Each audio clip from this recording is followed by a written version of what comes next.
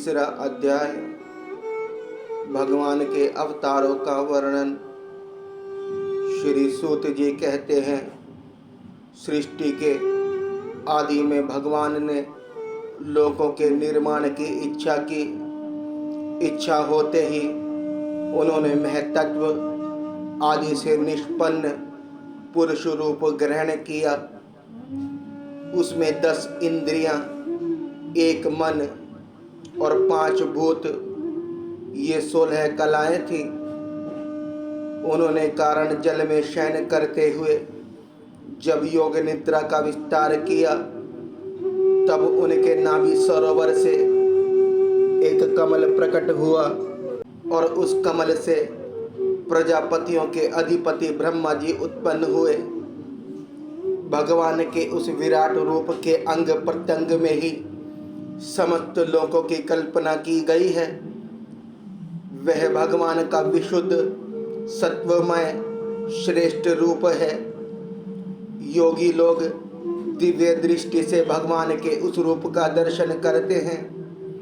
भगवान का वह रूप हजारों पैर, जांघें, भुजाएं और मुखों के कारण अत्यंत विलक्षण है।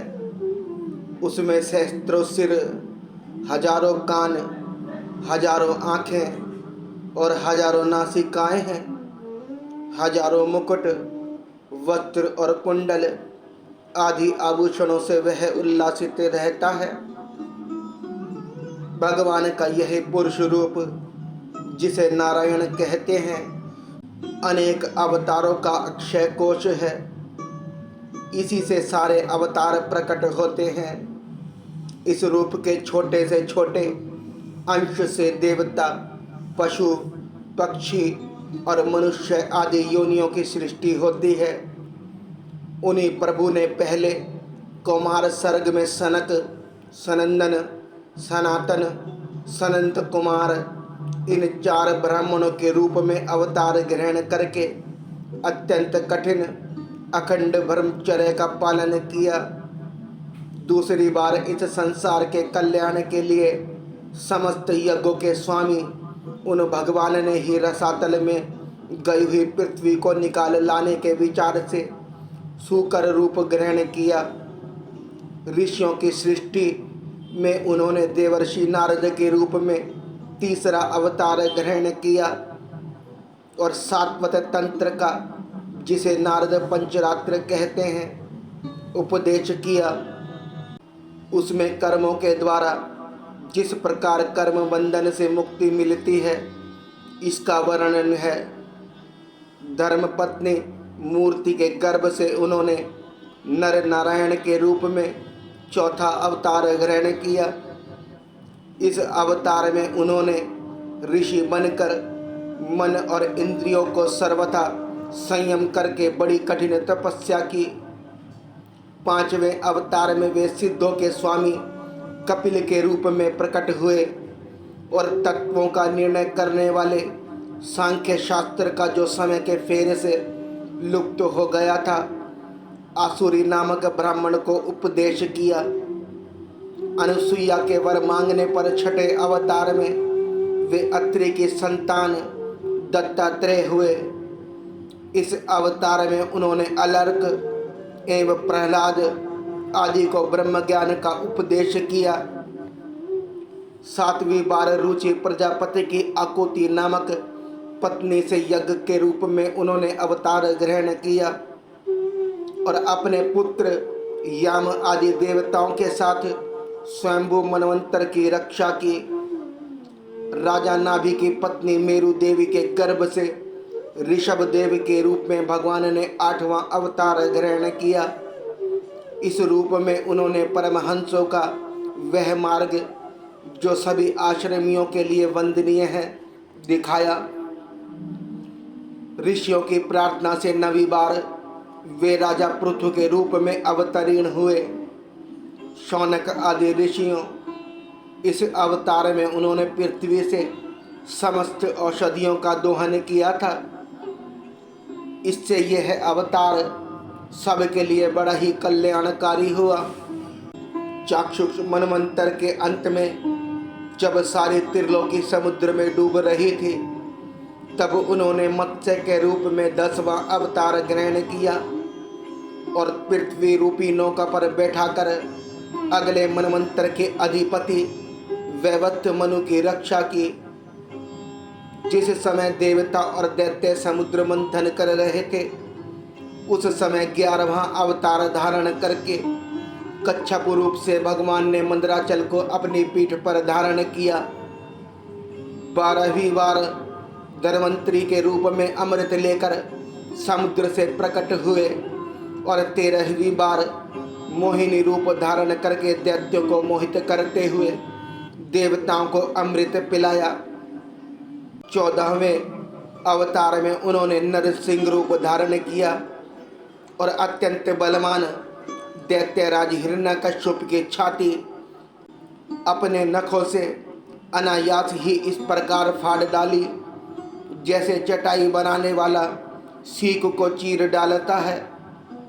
15वीं बार वामन का रूप धारण करके भगवान दैत्यराज बलि के यज्ञ में गए।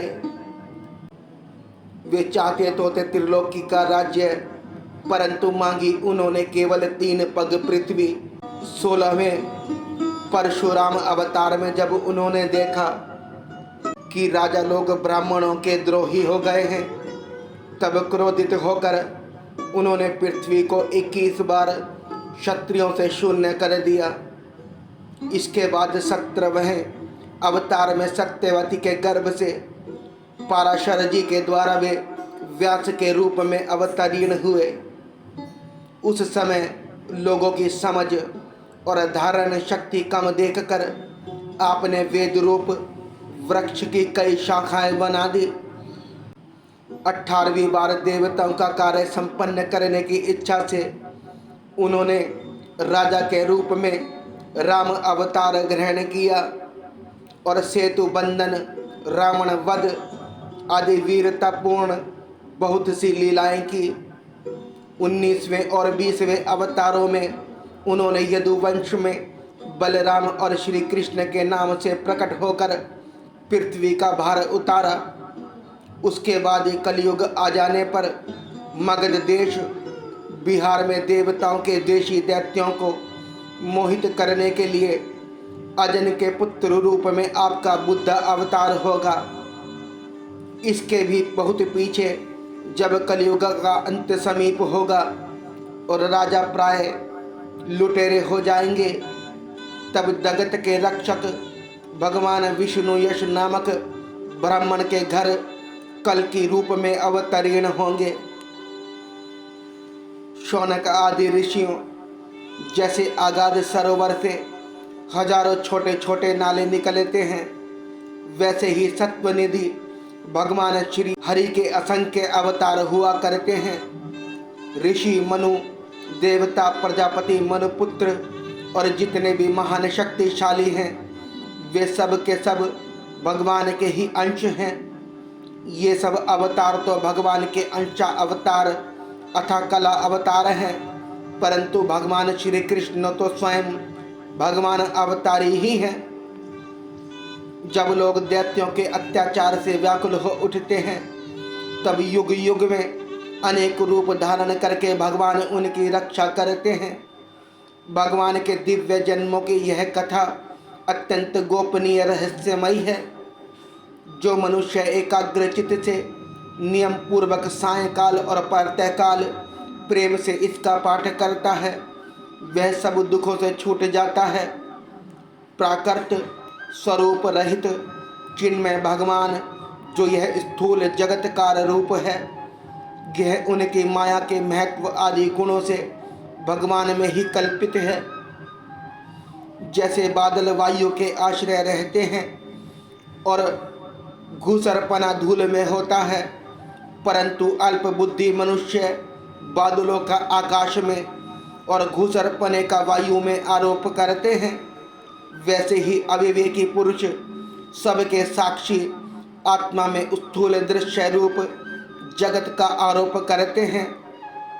इस स्थूल रूप से परे भगवान का एक सूक्ष्म अव्यक्त रूप है, जो ना तो उथूल की तरह आकार आदि गुणों वाला है और ना देखने सुनने में ही आ सकता है, वही सूक्ष्म शरीर है। आत्मा का आरोप या प्रवेश होने से यही जीव कहलाता है और इसी का बार बार जन्म होता है।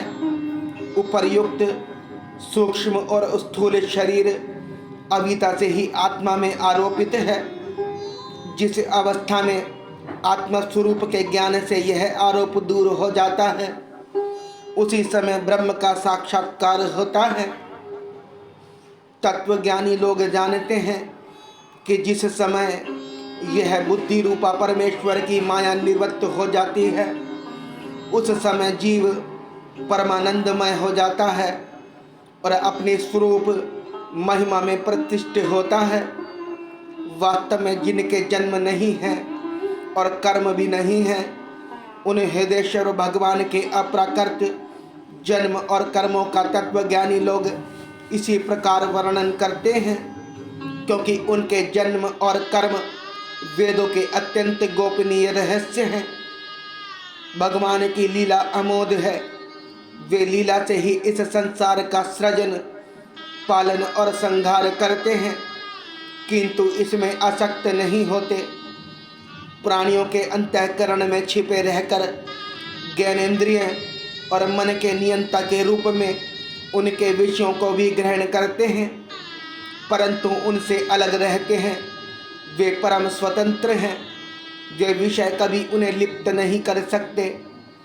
जैसे अनजान मनुष्य जादूगर अथवा नट के संकल्प और वचनों से की हुई करामात को नहीं समझ पाता, वैसे ही अपने संकल्प और वेदवाणी के द्वारा भगवान के प्रकट किए हुए इन नाना नाम और रूपों को तथा उनकी लीलाओं को कुबुद्ध जीव बहुत सी तर्क युक्तों के द्वारा भी नहीं पहचान सकता।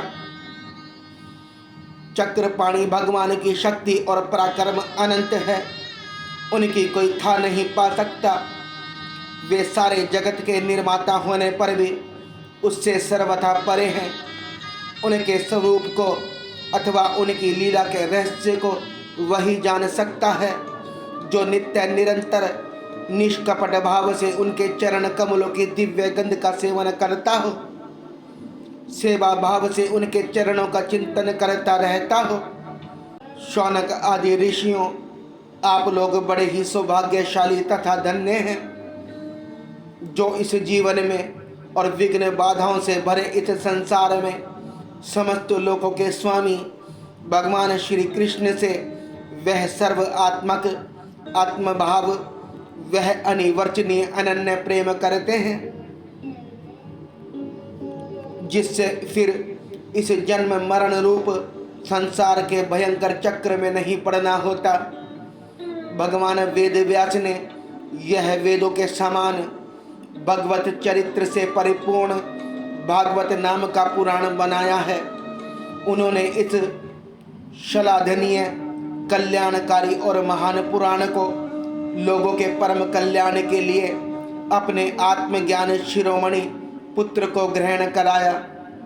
इसमें सारे वेद और इतिहासों का सार संग्रह किया गया है। शुकदेव जी ने राजा परीक्षित को यह सुनाया। उस समय वे परम ऋषियों से घिरे हुए आमरण अनशन व्रत लेकर गंगा तट पर बैठे हुए थे। भगवान श्री कृष्ण जब धर्म, ज्ञान आदि के साथ अपने परम धाम को पधार गए, तब इस कलियुग में जो लोग अज्ञान रूपी अंधकार से अंधे हो रहे हैं, उनके लिए यह पुराण रूपी सूर्य इस समय प्रकट हुआ है। शौनक आदि ऋषियों, जब महातेजस्वी श्री सुखदेव जी महाराज वहाँ इस पुराण की कथा कह रहे थे, तब मैं भी वहाँ बैठा था। वहीं मैंने उनकी कृपा पूर्ण अनुमति से इसका अध्ययन किया। मेरा जैसा अध्ययन है और मेरी बुद्धि ने जिस प्रकार इसको ग्रहण किया है, उसी के अनुसार इसे मैं आप लोगों को सुनाऊंगा।